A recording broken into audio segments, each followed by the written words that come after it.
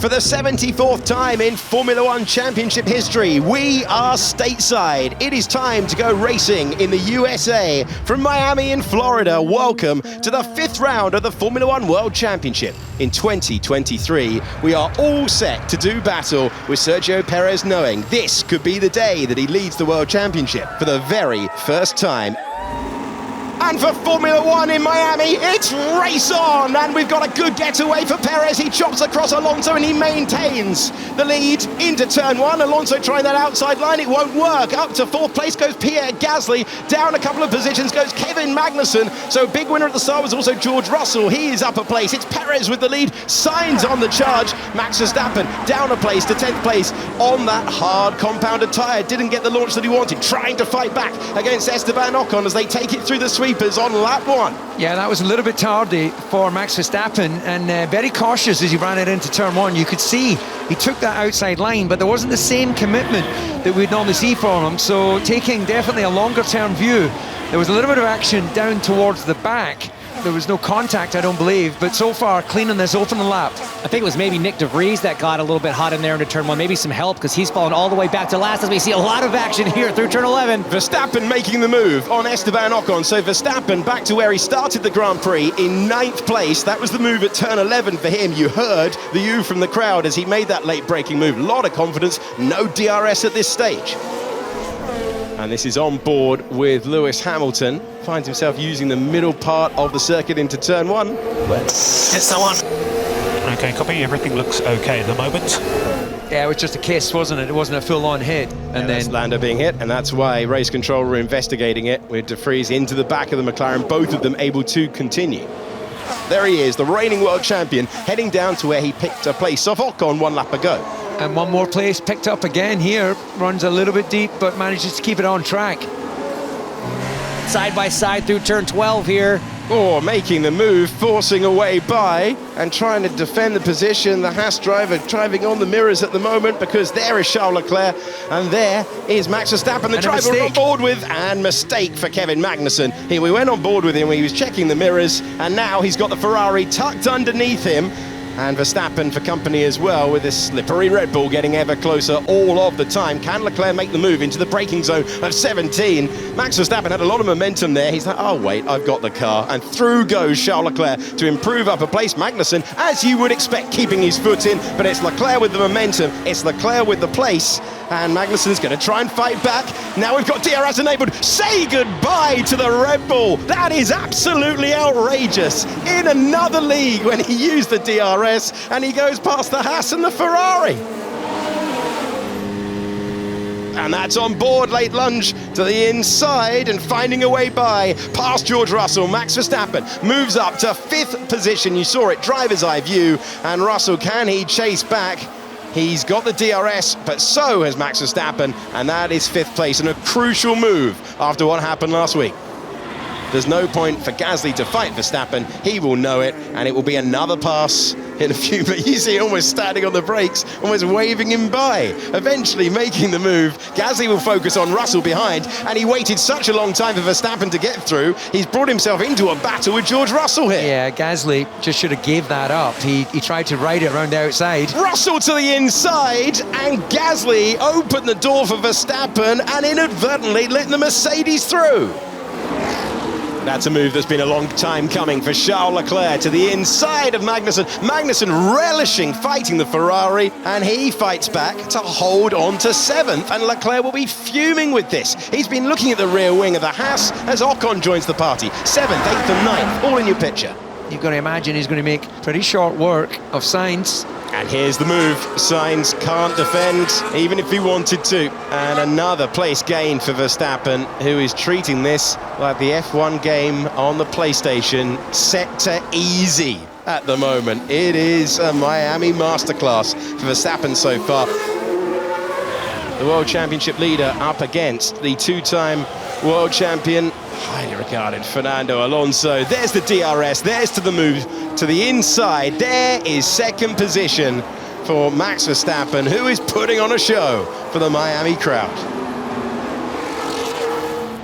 The 2 Spanish drivers close once again, but Alonso able to do enough coming out of turn 16, the traction zone that takes you onto the back straight. But Sainz really getting ever more impatient as he tries to fight his way back, and impatient enough to send it to the pits.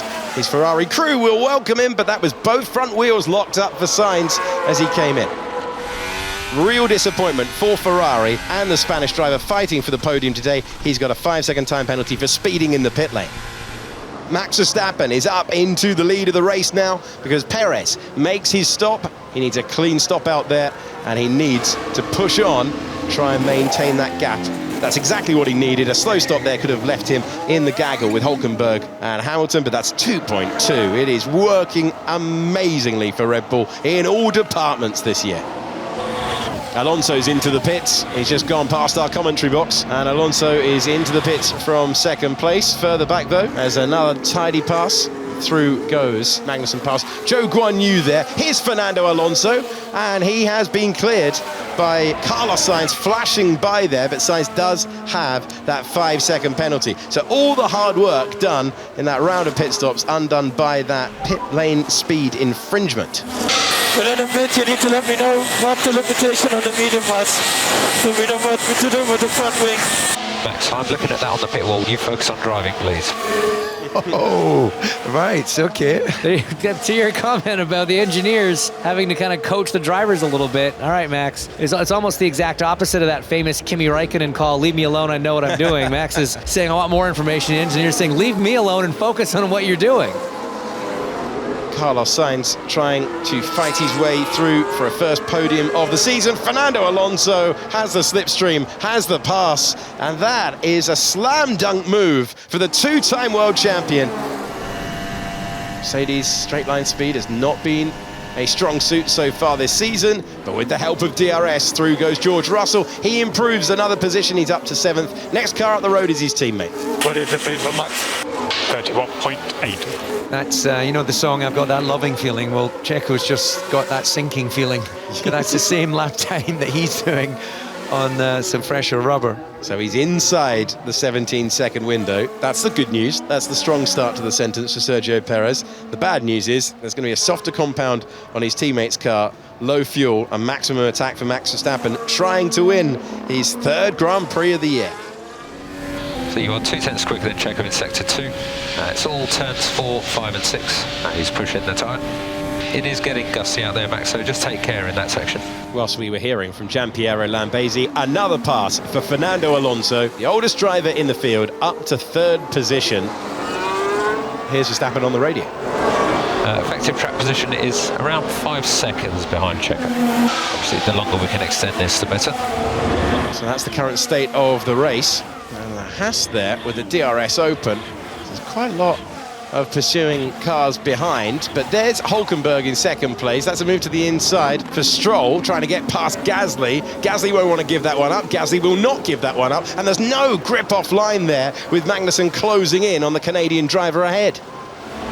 Is this the moment finally for Charles Leclerc to use the superior performance of the Ferrari? He waits, he gets on the brakes late, and he finally takes the place. Through goes Charles Leclerc to 11th position, and he will try and fight his way through for better points later on. That was really interesting, wasn't it? It looked like Not again! Not again! Magnussen's throwing it to the inside. Leclerc feels the need to open the door. There's no grip out there for Charles, and Magnussen does the up and under. Once again, he uses the DRS zone, and he powers back past the Ferrari. George Russell with the move on Carlos Sainz to the inside. And Russell has kept his head and picked his way back past the Ferrari. Russell will try and close down the gap on Fernando Alonso. At the same corner, further down the order, Charles Leclerc's frustration, which was high after yesterday, will be going through the roof because Magnussen just has a response every single time he is passed by this driver so far. He is just absolutely elbows out, and I love it. He's driving for points. He does not get this opportunity. We talked about this at the top of the show. He needs to capitalize on these opportunities. When you get a little bit of a higher grid slot than you normally do, you got to pull it off. And look, they just do not have the closing rate. It's crazy. Is he playing the tactical game here? Does he not want to give Magnussen the chance in the second DRS zone? I wonder whether Charles Leclerc has waited here. Lewis Hamilton makes his stop, and Charles Leclerc says, you're not doing the up and under this time. I'm getting to turn number one. I'm going through. Enough of this already. And the Ferrari goes on by. Great battle between these two in the race. Here is the race leader. Max Verstappen has spent 45 laps on this hard tyre. He's going to get rid of it, and Perez is on the left-hand side of your picture. It's a great stop when required. 3.1 seconds means that it's the medium tyre on the world champion's car as he tries to win from 9th on the grid. He will have to overtake his teammate on track, Sergio Perez, back into the lead. But look at the stint that Max Verstappen was able to put together. He's got medium tyres and he's got the latter stages of the race. The Bulls about to do battle again. Closing up into turn 11, Max Verstappen will have an amazing opportunity into the hairpin of turn 17. He's got the superior grip, and this is all about traction.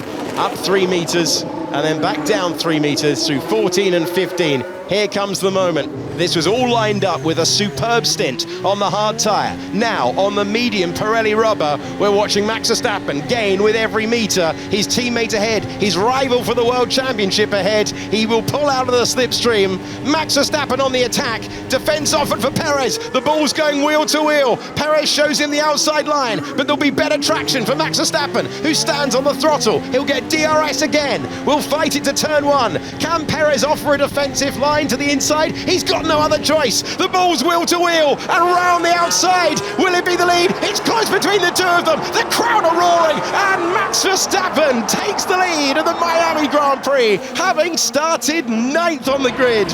He's passed his teammate. He's passed all of them. This is good stuff as we take another look coming out of turn 19. Just helping himself to a little bit more DRS, and then whether it's going to be contact, and then traction zone, job done, race lead. A few Max fans in the audience, I suppose. I think she was pleased with the move, and he will be delighted. Canadian driver Lance Stroll, does he have a car's width around the outside? Williams was drifting back to him on the racing line, and Albon is trying to close the door. Albon was protesting, wasn't he, on the radio? He didn't like what they did with the strategy today. He won't like the Aston Martin taking the outside line.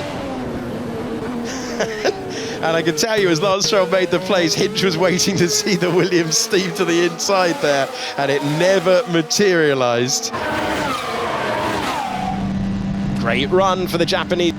Was thinking about the dart to the inside. He says, okay, I'll take the racing line. That's late on the brakes. But that's the position for Yuki Tsunoda, who's now up to 11th place. And this season, he has only finished 11th or higher. Can he keep the Alfa Romeo behind? Tsunoda has 5 seconds to the old hard tyres of Kevin Magnussen. He's got a few laps to try and give it everything to attack.